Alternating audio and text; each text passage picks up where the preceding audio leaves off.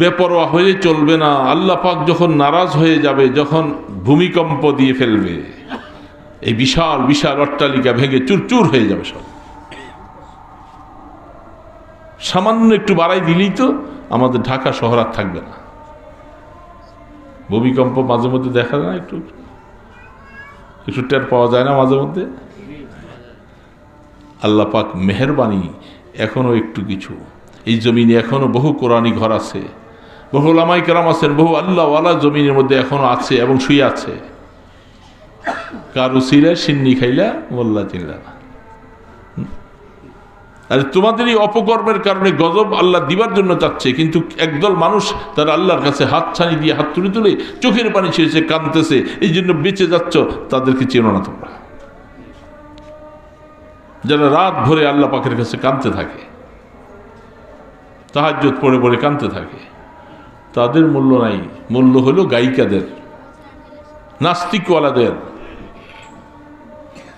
এই সমস্ত বেনামাজিদের, যারা সুদ খায়, ঘুষ খায়।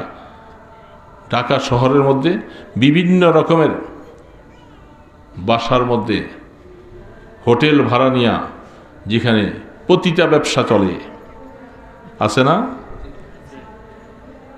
সুন্দরী নারীগুলাকে সেখানে নিয়ে রেখে তারা পার ডে কত হাজার হাজার লক্ষ লক্ষ টাকা সেখানে সব উড়াইয়ে দিচ্ছে, অথচ নিজের ঘরের মধ্যে হালাল স্ত্রী আছে। সে হালাল স্ত্রীকে বাদ দিয়ে সে এই সমস্ত গুনার আড্ডার মধ্যে যে রাত কাটায়, আছে না নাই? টাকা ধনের প্রাচুর্যতায় এই অবস্থায় আছে। দোস্ত, এগুলি বললাম কয়েকটা কথা, মনের ব্যথা দুঃখ, যাহা মুসলিম জাতি আমরা কি হয়ে যাচ্ছি। মদিনার নবী আমাদের জন্য কাঁদতেছে, উম্মত কতদিন তোর বাহাদুরি চলবি?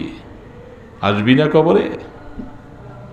আসবি, তবে কবরে যেহেতু যেতে হবে, যাওয়ার জন্য কিছু সামান লাগবে। বাজারে পয়সা ছাড়া আপনাকে সদাই দিবে না। ঠিক ওই পারের বর্ডারটা, কবরের বর্ডারটা পার করে ওই পারে গেলে সেখানে নেকামল ছাড়া সেখানে কিছু